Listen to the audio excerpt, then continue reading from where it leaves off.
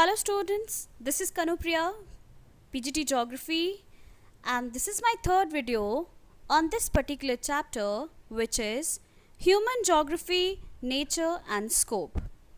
In my previous video, we had studied about three approaches to human geography, which were environmental determinism, which is also called as naturalization of humans. Second one, possibilism, which is also called as humanization of nature, and third one is neo-determinism. In environmental determinism, we had discussed that nature plays an active role and human beings plays a passive role. In possibilism, the case is totally different. Human beings plays an active role and nature plays a passive role. And third one, which is neo-determinism, it focuses on the Madhyam Marg, or this is the middle path. There is a middle path between environmental determinism and possibilism. Neither is there a situation of absolute necessity, nor is there a situation of absolute freedom. So these were the things that we had discussed in my previous video, and today we'll discuss the rest of the topics of this chapter. So let's start. Today's first topic is schools of thought. We have three schools of thought. The first one is welfare school of thought, second one is radical school of thought, and third one is behavioral school of thought. So these are the three schools of thought which we'll discuss in the coming topics. So let's discuss them one by one. First one is welfare school of thought. This school of thought is also called as humanistic school of thought. This school of thought was mainly concerned with the different aspects of social well-being of the people. These aspects include housing, health, and education. So basically, this school of thought focuses upon the well-being of the people. So it takes into consideration all these three aspects which are important for the social well-being of the people. So it deals with all these three aspects. Second one is radical school of thought. Radical school of thought helps us to explain the basic cause of poverty, deprivation, and social inequality. So basically, this school of thought focuses upon explaining the basic causes of poverty, deprivation, and social inequality. So if a particular place has poverty, deprivation, or social inequality, so this school of thought focuses upon explaining the causes behind all these factors. So this is radical school of thought. Third one is behavioral school of thought. This school of thought laid great emphasis on lived experiences and also on the perception of space by social categories based on ethnicity, race, and religion.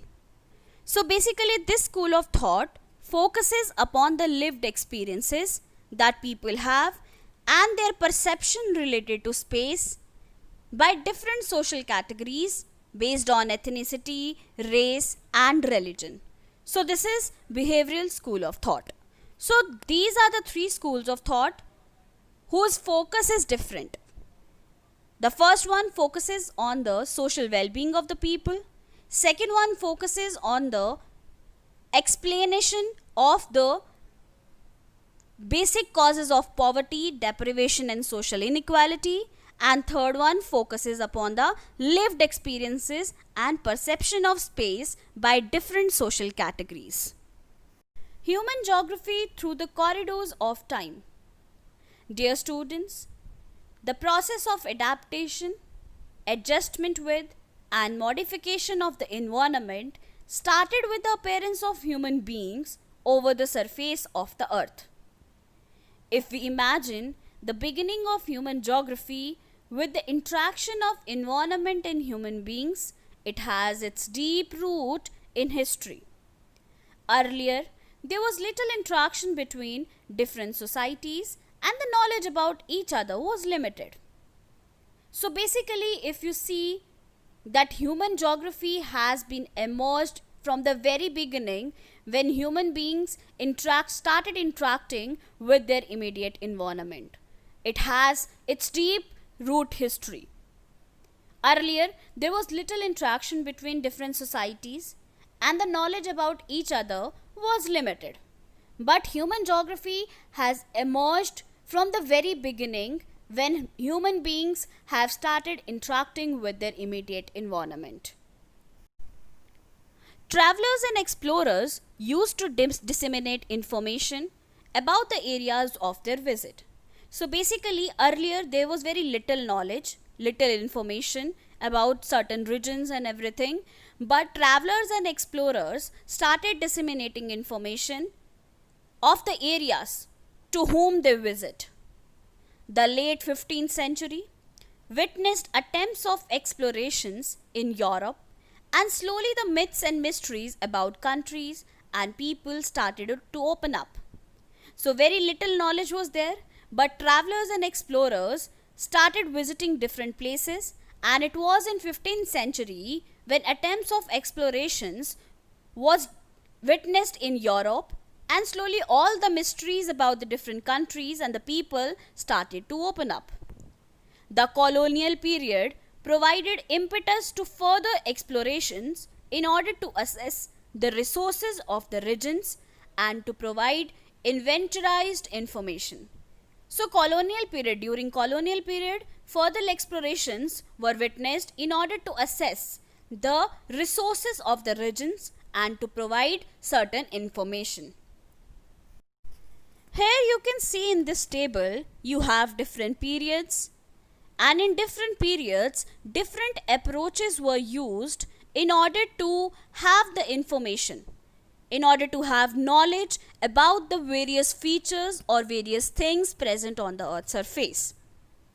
During the early colonial period, the approach which was used was exploration and description. During this period and this approach, imperial and trade interest was the main interest, and because of which discovery and exploration of new areas were witnessed. In the later colonial period, regional analysis approach was used, in which elaborate description of all aspects of regions were undertaken. In 1930s, areal differentiation was used, where focus was on identifying the uniqueness of any region and understanding how and why it was different from others. In the late 1950s and 1960s, spatial organization approach was used. It was marked by the use of computers and sophisticated statistical tools. In this, laws of physics were also applied to maps and other human phenomena. This phase was called as the quantitative revolution. The main objective during this period was to identify mappable patterns for different human activities. In 1970s, there was emergence of three schools of thought which we had discussed earlier, that is humanistic school of thought, radical school of thought and behavioral school of thought.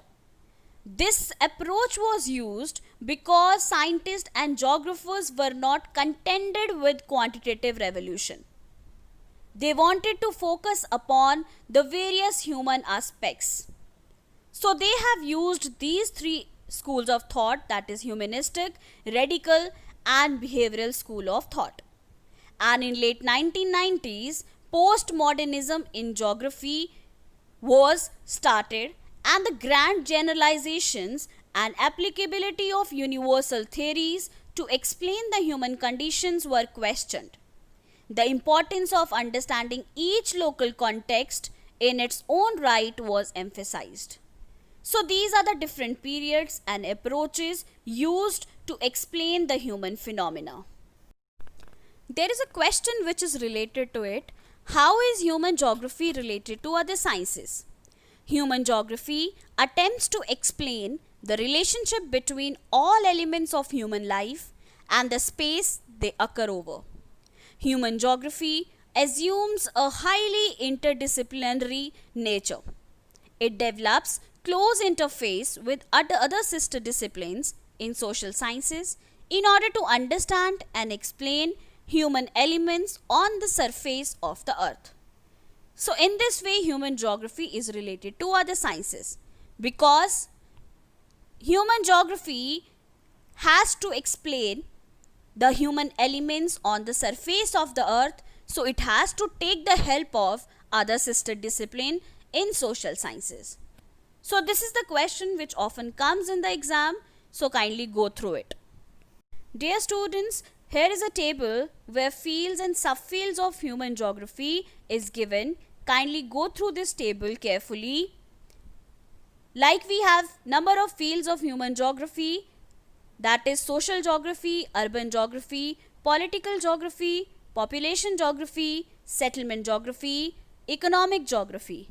And we have further subtypes also, like in social geography we have behavioral geography, geography of social well-being, so geography of leisure, cultural geography, gender geography, historical geography, medical geography. And you can go through this table and have a clear understanding of the fields and subfields of human geography. So this is all for today. If you have any doubt, please come up with your doubts. Thank you so much.